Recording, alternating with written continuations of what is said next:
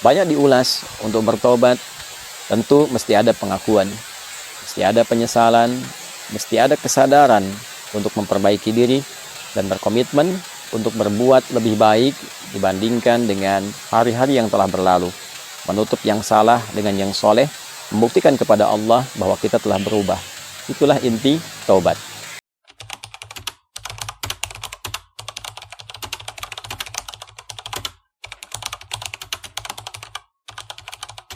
Assalamualaikum warahmatullahi wabarakatuh. Ramadan adalah bulan kesempatan untuk bertaubat kepada Allah Subhanahu wa taala. Ramadan adalah bulan untuk memperbanyak permohonan ampunan kepada Allah Subhanahu wa taala. Namun demikian, penting untuk kita bersama mempelajari lagi bahwa taubat adalah bagian dari ibadah. Istighfar bagian dari ibadah. Layaknya ibadah, maka ia memiliki cara, memiliki adabnya, memiliki aturannya. Salat ibadah memiliki aturan. Membaca Al-Quran ibadah memiliki aturan. Berdoa ibadah memiliki aturan. Maka taubat pun ketika digolongkan pada ibadah, ia memiliki adab, memiliki cara, memiliki aturan. Banyak diulas untuk bertobat, tentu mesti ada pengakuan, mesti ada penyesalan, mesti ada kesadaran untuk memperbaiki diri dan berkomitmen untuk berbuat lebih baik dibandingkan dengan hari-hari yang telah berlalu. Menutup yang salah dengan yang soleh, membuktikan kepada Allah bahwa kita telah berubah. Itulah inti taubat. Namun yang jarang dikaji adalah tentang dua jenis dosa yang penting kita ketahui, sehingga dengan pengetahuan itu kita memahami dengan baik bagaimana caranya bertobat, memohon ampunan terkait dengan jenis dosa yang mungkin pernah kita kerjakan dalam berkehidupan. Secara umum teman-teman, dosa dibagi pada dua bagian. Secara umum, yang pertama, dosa seorang hamba kepada Tuhannya, hubungannya langsung dengan Allah Subhanahu wa taala. Alaqatul makhluk bil khaliq. Hubungan antara makhluk, yaitu kita semua yang tercipta, dengan Khalik, Allah Subhanahu wa taala yang menciptakan kita. Ada banyak perintah-perintah secara langsung dari Allah kepada kita, khususnya berupa perintah pengabdian, ibadah, kebertuhanan kita kepada Allah Subhanahu wa taala, yang kadang juga direspon dengan respon yang kurang baik atau bahkan ada yang tidak menunaikannya. Contoh, saat Allah perintahkan kita menunaikan sholat, maka ada sebagian hamba yang tidak mengindahkannya. Bahkan bukan hanya malas, dia tidak menunaikan sholat seperti yang Allah perintahkan. Tentu itu melahirkan dosa. Allah perintahkan dia untuk mengkaji Al-Quran, membaca Al-Quran, bahkan belum punya waktu yang cukup untuk sekedar membacanya. Allah perintahkan untuk berpuasa, bahkan ia belum punya kekuatan untuk memotivasi dirinya demi menunaikan apa yang Allah perintahkan itu. Hal-hal demikian adalah hal-hal yang terkait langsung hubungan kita secara vertikal dengan Allah Subhanahu wa taala. Maka apa yang dilakukan dalam hal tobat yang dimaksudkan? Yang pertama, tentu kita menengadahkan diri, kita bersimpuh pada Allah Subhanahu wa taala untuk memohon ampunan sempurna kepada Allah dari semua dosa-dosa yang terkait hubungan kita langsung dengan Allah Subhanahu wa taala. Bagaimana cara melakukannya? Ada beberapa metode, ada beberapa cara. Di antaranya bisa kita lakukan melalui sholat. Karena hakikat dari sholat yang kita kerjakan, di dalamnya berisi banyak doa. Di antara sekian ragam doa, wujudnya adalah permohonan ampunan kepada Allah Subhanahu wa taala. Dalam ruku' kita meminta ampunan, baik membacakan subhana rabbiyal azim wa bihamdi ataupun subhanakallahumma rabbana wa bihamdika Allahumma ighfirli. Ya Allah, ampuni aku. Pun demikian, bahkan dalam sujud juga ditemukan kalimat yang serupa. Duduk di antara dua sujud, kalimat pertamanya Rabbi ighfirli, ya Allah, ampuni aku. Bahkan di pembuka salat dalam iftitah, di antara sekian rangkaian doa iftitah, salah satunya adalah doa taubat, permohonan ampunan. Allahumma ba'id baini wa baina khatayaya kama ba'adta bainal masyriqi wal maghrib. Demikian selanjutnya hadis terkait. Ya Allah, aku mengakui banyak dosa yang aku kerjakan, banyak kesalahan yang aku perbuat. Mohon jauhkan aku antara dosa yang telah aku perbuat sejauh Engkau pisahkan timur dan barat. Aku tidak ingin berjumpa lagi. Aku ingin berpisah dengan dosa itu. Aku ingin dibersihkan ya Allah selama hidupku. Dilakukan dengan salat, dan dengan itu Allah berkenan menggugurkan semua keburukan yang pernah kita lakukan. Demikian saat seseorang di era Nabi datang kepada Rasulullah sallallahu alaihi wasallam sebelum Nabi menunaikan sholat, dan dia berkonsultasi telah melakukan satu kesalahan yang fatal. Maka karena akan tiba waktu sholat, Nabi sallallahu alaihi wasallam meminta orang ini untuk menahan diri sejenak. Ketika menunaikan sholat, kemudian turunlah Al-Quran surah ke-11 Hud ayat 114. Aqimis sholata tarafain nahar wa zulafan minal lail innal hasanati yudhibna sayyiat. Tunaikanlah olehmu sholat, baik di kesempatan siang ataupun juga di kesempatan malam. Sungguh sholat itu adalah perbuatan yang baik. Sholat-sholat yang kau kerjakan, subuhkah, zuhurkah, asar, maghrib sampai isya, bahkan sholat-sholat sunnah itu adalah hal yang baik, bernilai pahala dan berpotensi menggugurkan dosa. Hal yang baik, bernilai pahala, berpotensi menggugurkan dosa, disebut dengan hasanah. Jamaknya disebut dengan hasanat. Lawannya sayyiat. Maka hasanah itu akan menggugurkan sayyiat. Hasanah yang soleh bisa menutup yang salah. Maka Allah tegaskan, innal hasanati, sungguh kebaikan-kebaikan bernilai pahala itu yudhibna sayyiat, itu akan menggugurkan, menghilangkan segala bentuk keburukan-keburukan. Maka setelah Nabi menunaikan sholat dan tuntas, orang ini berkonsultasi lagi, bagaimana dengan status kesalahan saya Rasulullah?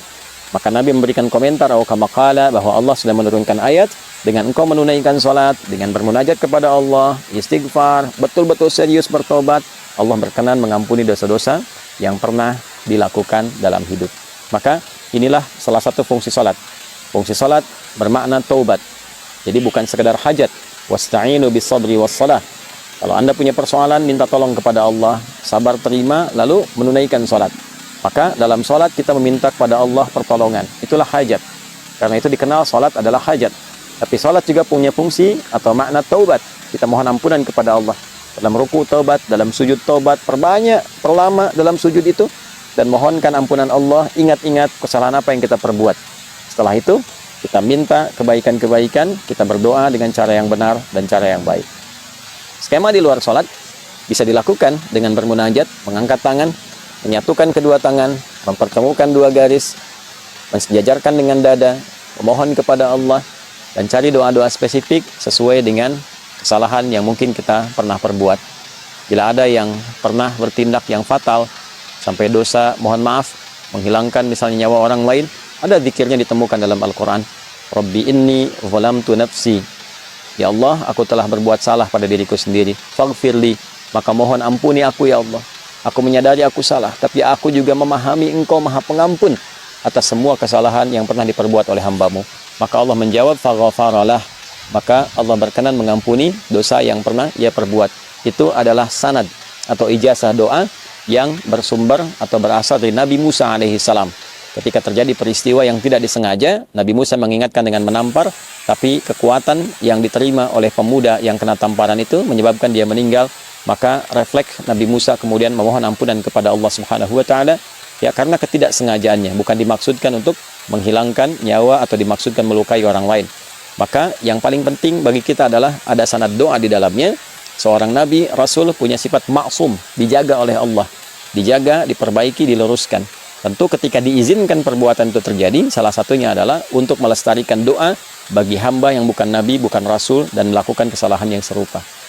Ada lagi dosa-dosa yang cukup luar biasa fatalnya. Apakah terkait dengan 7 dosa besar misalnya? Ya, di dalamnya ada kemusyrikan, ada perzinaan, ada pembunuhan dan lain sebagainya. Maka kita bisa temukan di Quran surah ke-39 misalnya di ayat ke-53. Qul ya ibadiyalladzina asrafu ala anfusihim la taqnatu min rahmatillah.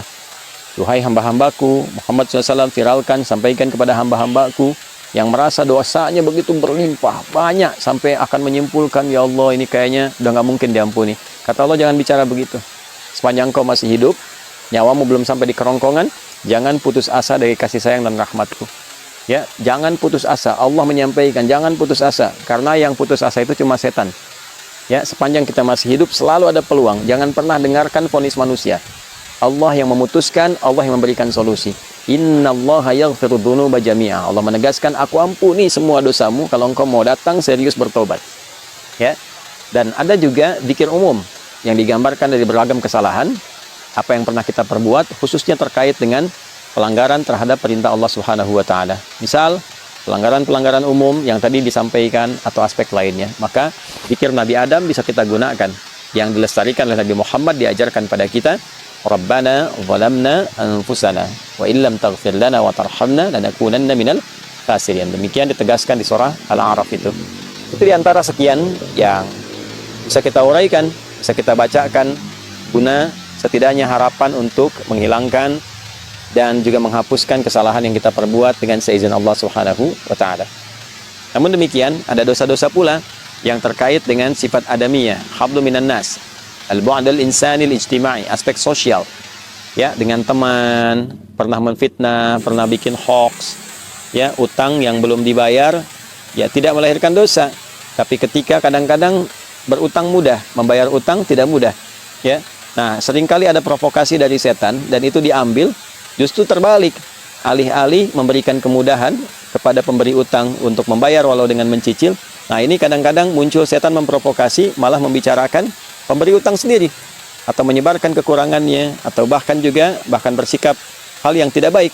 Ya, dia telah memberikan dengan sangat mudah, tapi ketika diminta justru yang keluar misalnya kata-kata kasar, ya, tidak dibayarkan, dalam saat yang sama justru menyebarkan aib atau membuat informasi yang salah, yang keliru, sehingga dengan tujuan ingin menutupi kesalahan yang telah diperbuat.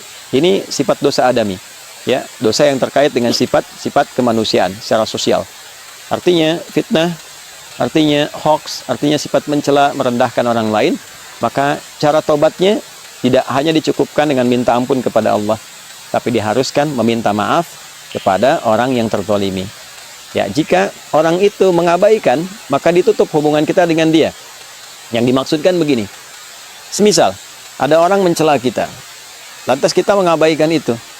Kita biarkan, kita abaikan, ya kita mintakan kepada Allah solusi kebaikan, saya tidak ingin menanggapi. Maka, kita yang dicela, itu oleh Allah akan ditutup hubungannya dengan orang tadi dalam hal memikirkan dia. Dibuat seakan-akan tidak ada masalah. Tapi orang yang mencela tadi, ya, sebelum dia minta maaf kepada orang yang dicela, maka tetap akan tergantung keadaan taubatnya, tetap tergantung keadaan permohonan ampunannya kepada Allah sebelum dia meminta maaf kepada orang yang telah dicelanya itu. Nah, karena itu di bulan Ramadan, bulan baik, bulan permohonan ampunan, bulan taubat, kita mesti memahami skema ini. Tidak cukup dengan kita mengatakan, ya Allah ampuni saya, pada bagian yang kedua ini lantas selesai. Hubungan dia dengan Allah selesai, tapi dengan orang itu belum selesai. Ya, bagaimana faktor belum selesainya? Di hadis Muslim, riwayat sahabat Abu Hurairah radhiyallahu taala anhu, bila ini tidak diselesaikan di dunia, maka di akhirat bisa terjebak pada potensi kebangkrutan yang disebut dengan muflis, orang yang bangkrut karena pahala dia ditransferkan kepada orang yang pernah dizaliminya. Tu'khadhu hadza min hasanati wa hadza min hasanatihi. Dia berbuat salat, lantas dia mencela orang lain, maka pahala salatnya diberikan kepada orang yang dicela itu. Demikian selanjutnya, sampai tertiba ada yang fa'in faniyat hasanatu, habis modal kebaikannya, tersisa keburukannya.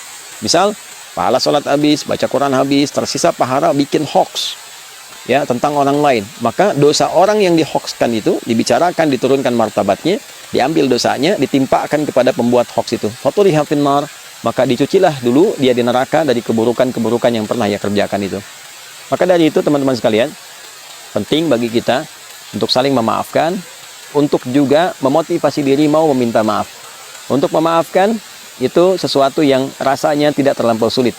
Namun untuk meminta maaf, hal itulah yang kadang-kadang jarang disadari pentingnya untuk dilakukan, karena banyak hambatan yang setan hadirkan dan tidak menginginkan hamba kembali menjadi baik. Untuk itu, saya ingin mengingatkan pada diri pribadi dengan menyampaikan sebesar-besarnya. Yang pertama, mohon ampun pada Allah Subhanahu wa taala. Yang kedua, meminta maaf pada teman-teman semua dimanapun berada yang boleh jadi dalam setiap tindakan, perilaku, tutur kata berpotensi menyakiti, melukai, atau juga menghadirkan hal yang kurang berkesan dan berkenan. Mohon dimaafkan, mohon sebesar-besarnya diberikan pengertian, dan semoga Allah Subhanahu wa taala mengampuni dosa-dosa kita semuanya.